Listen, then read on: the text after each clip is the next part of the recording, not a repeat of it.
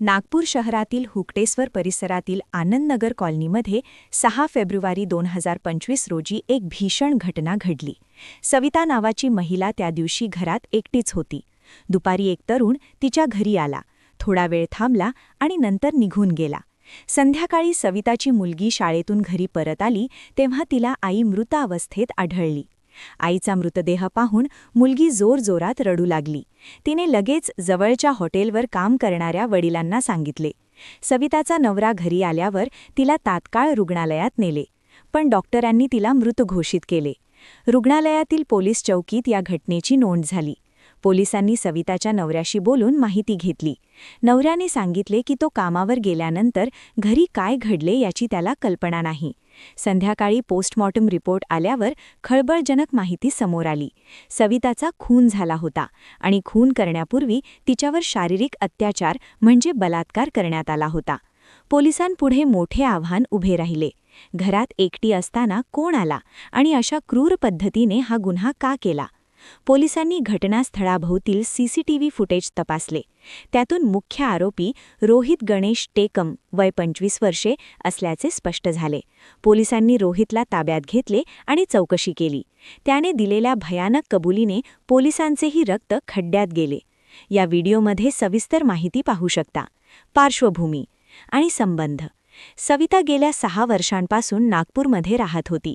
तिचा नवरा ढाब्यावर आचारी म्हणून काम करत होता, तर मुलगी शाळेत जात होती. सविता स्वतः बांधकामाच्या ठिकाणी मजुरी करत होती. तिथेच तिची ओळख 25 वर्षीय रोहित टेकमशी झाली. सविता 35 वर्षांची होती, म्हणजे दोघांमध्ये 10-11 वर्षांचा फरक होता. तरीही रोहितला सविताच्या शरीराची आवड पडली. कामावर असताना दोघे प्रेमाच्या गप्पा मारू लागले. हळूहळू सविताही रोहितच्या प्रेमात पडली. रोहित सविताला गाडीवर फिरायला घेऊन जाऊ लागला. कधी हॉटेलमध्ये, कधी उसाच्या शेतात जाऊन दोघे शारीरिक संबंध ठेवू लागले. सविताला दारूचे व्यसन लागले. दारू प्यायल्यावर तिला काहीच कळत नसे. रोहित याचा गैरफायदा घेऊन पावरच्या गोळ्या देऊन संबंध ठेवायचा. सवितालाही हे आवडू लागले. दोघांचे हे अनैतिक संबंध रोज चालू राहिले. सविताच्या नवऱ्याला याची कल्पनाही नव्हती. नवरा कामाला गेल्यानंतर सविता रोहितला घरी बोलवायची. दोघे घरी दारू प्यात आणि शारीरिक सुख भोगत. सविताने बांधकामाकडे दुर्लक्ष केले. रोहित तिला पैसे देऊ लागला, म्हणून तिला घरी बसून पैसे मिळत होते. तिने काम करणे बंद केले. रोहित ही दुपारी सविताला भेटायला येऊ लागला. परिसरातील लोक रोहितला पाहत, पण वय कमी असल्याने कुणी काही बोलत नव्हते. नवऱ्यालाही कुणी सांगितले नव्हते. वाद आणि हिंसाचार. काही दिवस हे संबंध आनंदात चालले, पण रोहितची आर्थिक परिस्थिती बिकट झाली. तो सविताला पैसे देण्यास टाळाटाळ करू लागला. आता त्याला फक्त शारीरिक संबंध हवे होते, पण पैसे न देता. सविताच्या अडचणी वाढल्या. काम न करता पैसे कुठून येणार? दोघांमध्ये वाद होऊ लागले, भांडणे वाढली. पण हे भांडण काही काळ टिकायचे आणि पुन्हा एकत्र यायचे. 6 फेब्रुवारी 2025 गुरुवार. सविताने नेहमीप्रमाणे रोहितला फोन केला. आज भेट, येताना काहीतरी घेऊन ये. रोहित दुपारी मद्य घेऊन घरी आला. सविता वेगळ्या मूडमध्ये होती. तिला वाटत होते की रोहितने आता नेहमी पैसे द्यावेत, अन्यथा तिचे पुढचे आयुष्य बिघडेल.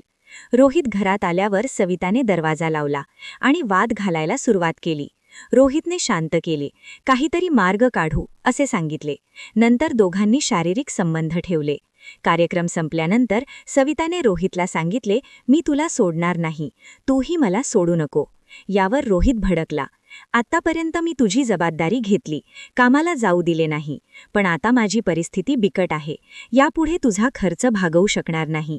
हे ऐकून सविताच्या तळपायाची आग मस्तकात गेली. ती रोहितवर तुटून पडली. रोहितनेही सविताला बेधम मारहाण केली.